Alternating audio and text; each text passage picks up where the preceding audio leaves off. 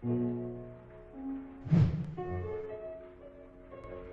guys, this is Brian here for another Minecraft video. This is episode 34 of the Railroads Industries Modpack playthrough, where we connect villages by building railroads or rail systems. As you can see on the map, this is the progress we have made so far. And we actually haven't been rail building recently. What we have been doing in the previous episode 33, is building this ore processing facility behind me for the Ender Quarry, as well as a storage drawer system. Again, you can take a look at it in the last video, which is episode 33. Anyways, today we are going to be automating steel production and making rails, as well as commonly used building materials such as concrete, autocraftable, and of course using AE2. I think this is the very last step in completely speeding up my rail building process, because I've been doing everything manually in the past, and yeah, I think this should really help me in building more rails quicker. Alright, let's get started with auto-crafting steel, shall we? So, I actually already have steel auto-crafted, specifically refined iron ingots, because in my opinion it is easier to make. All you need is iron and pulverized coal/charcoal, but I want to keep a certain stock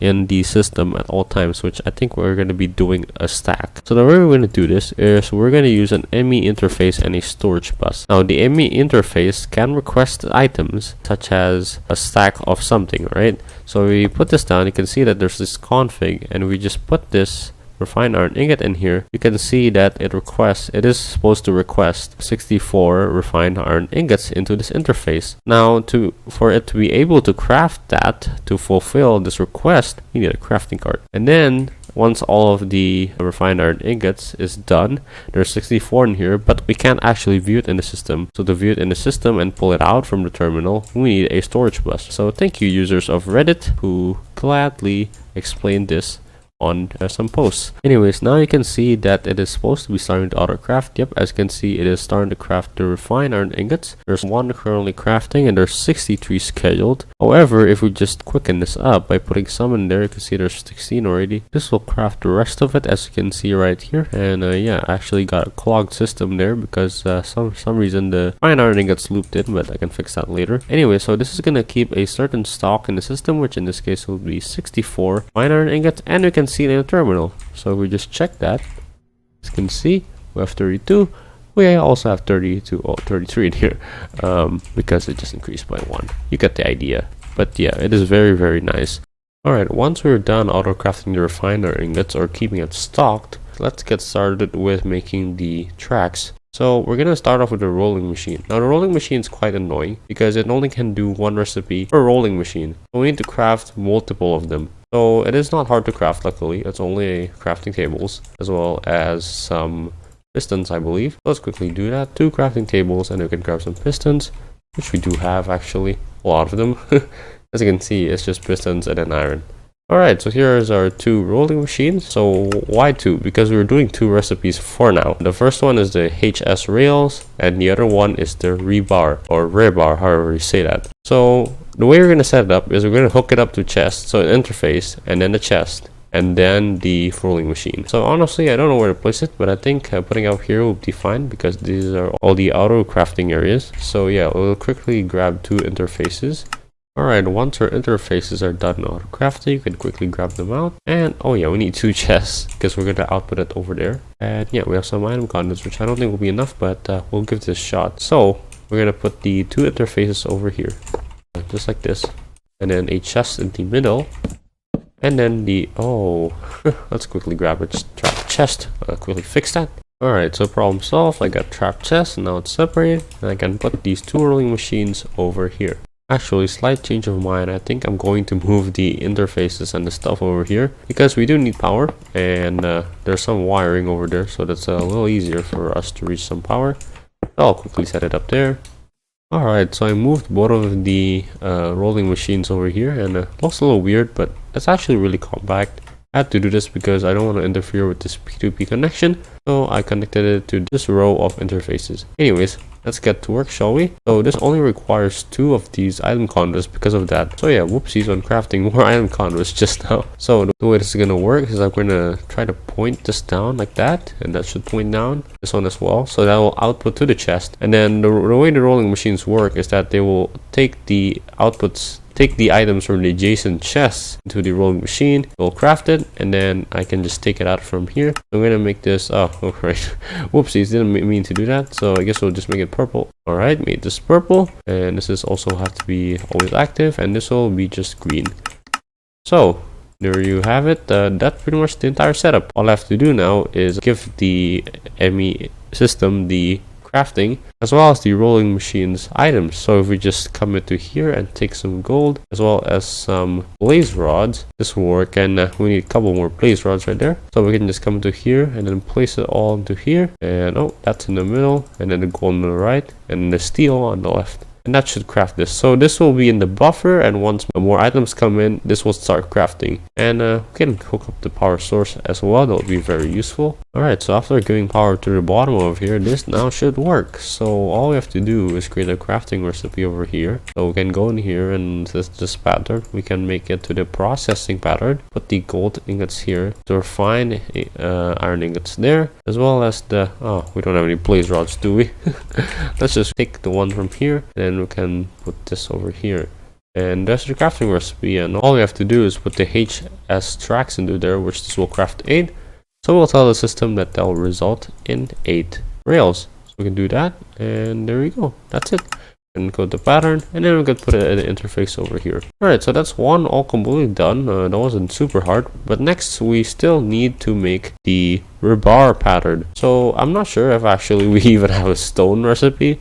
So let's take a look at that, and click shift, and oh, we do. Right, that's good. So we don't have to make that pattern again. And looking into here, the rebar is only 3 iron, and that produces 4 rebar, which is pretty nice actually. So we can just put it into here once more, and then we need rebar, actual rebar, which we have some over here. So let's take 4 of these. 4, there you go. And then I can come to here and then clear this out, and then put the 4 over here. And then where's my iron? Let's take the iron from here, and there you go, another processing pattern done. And that is all of that done. Oh, whoops. Put it into the interface, not that. Okay, with all of the rolling machine stuff done, now we can do the cyclic assembler stuff, which is the actual crafting of the tracks. So before we can do the tracks, we need to do the ties in rail bed. So to make the stone tie, we need some stone slabs, which we do not have a crafting recipe for, because I never really used that. So we can encode a pattern for that, so that we have it in the system, and we can just throw it into the molecular assembler somewhere. After throwing it into the molecular assembler, we can now create slabs.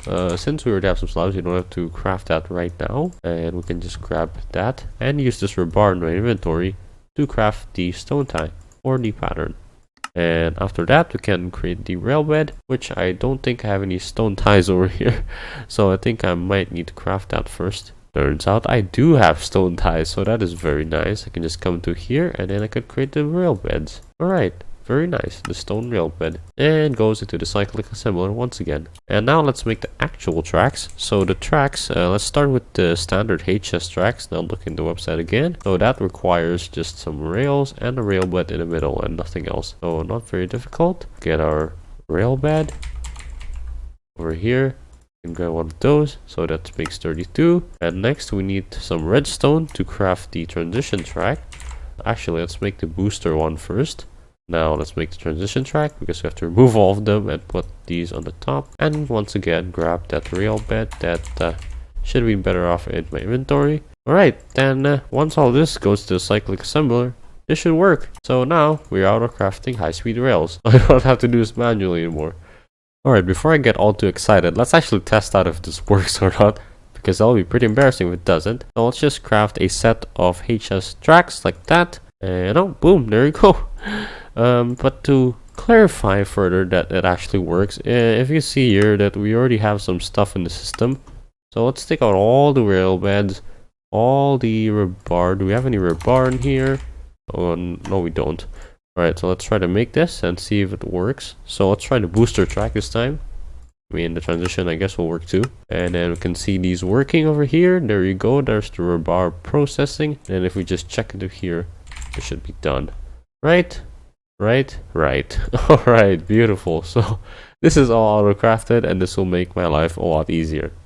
Alright, just to top things off, as I said, I was going to be doing common building materials, and remembering about it or thinking about it, I just remembered there's only two things pretty much. The concrete pillars, where are they, from Railcraft, concrete walls from Railcraft, as well as some cobblestone. So let's autocraft this so things will be a lot easier, because we need rebar for this as well. So the way this is crafted, the concrete itself for Railcraft is we need 4 rebar and 5 stone in a 5 dice pattern, if you know what I mean. So we just grab some stone and we can do that. Oh, actually, why am I doing it here? Do it in the pattern terminal. Whoops. Because we need to make the pattern. Alright, so let's put them into here. And then we can grab the... the rebar. Oh my goodness, I almost forgot what I was looking for. And that's also not in my inventory. So let's quickly get that. And, rotating pattern terminals. Alright. And then we can grab the rebar and put it in there. And there's our block of concrete. So I don't think I have any concrete with me now, so let's just quickly autocraft that.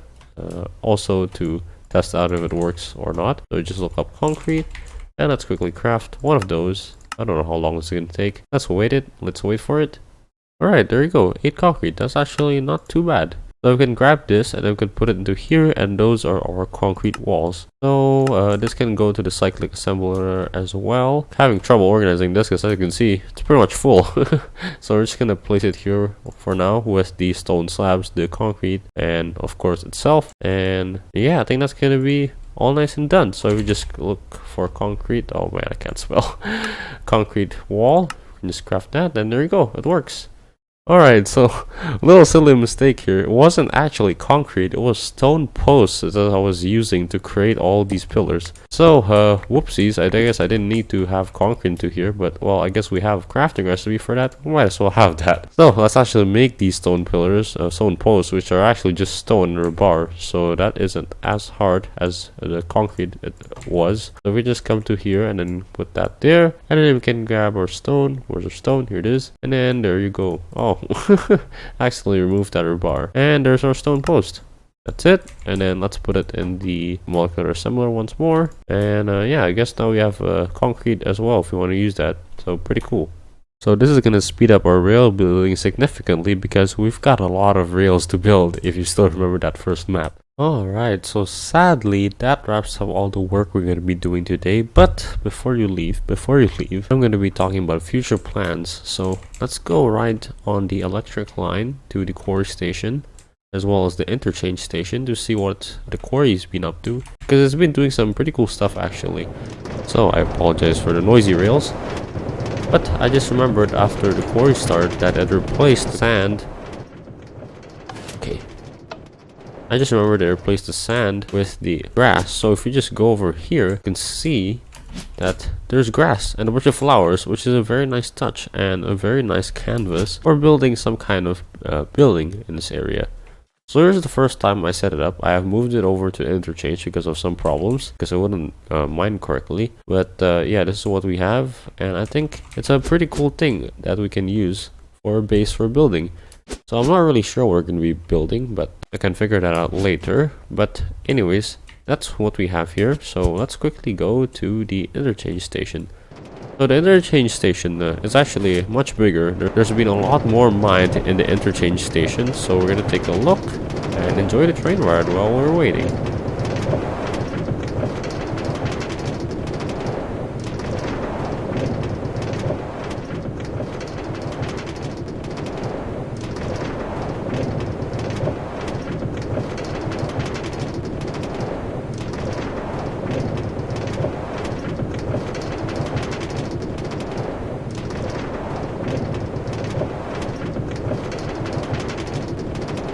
Alright, now we're arriving at the interchange station, the oil sands interchange station. Let's see if I can hit the button. Yes, alright. So, let's quickly go down here and properly, not gliderly. Alright, I guess the glider's gonna still fly. But as you can see, there's been a lot more progress over here. This is a huge patch of grass, and this quarry is gonna go all the way to this corner of the desert. So that's really nice, and that's quite close to the Savannah station. I believe that station is called. So that's gonna be a pretty nice area to build on. Again, I'm not sure we're gonna build, but I think it's gonna be pretty cool. Besides that, I also explored all the way to the top here, if I can zoom out. And the 2 villages that is north of the area, which is one very tiny one here, as you can see, and a bigger one, quite a big one over here. So those are the two stations for the I forgot the ocean circle line to go up here. Not really circle anymore, but well, I guess you get the point. And we think we're gonna continue to this one before moving on upwards. So yeah, again, I will figure out what to build here, but I think this is going to be a really cool thing to work on. Since we've been doing quite a lot of technical stuff recently, it's nice breath of fresh air. And I don't know how to get rid of the stain. I really hope it doesn't spread more. But yeah, Tomcraft stuff. So that's going to be it for me today. If you liked the video, click the like button. If you didn't, then click the other one. If you want more videos from me, be sure to click the subscribe button as well as the bell to get notified of new videos that I'm going to upload. And yeah, that's gonna be pretty much it for me, and see you in the next episode, which we'll see if I can upload next week.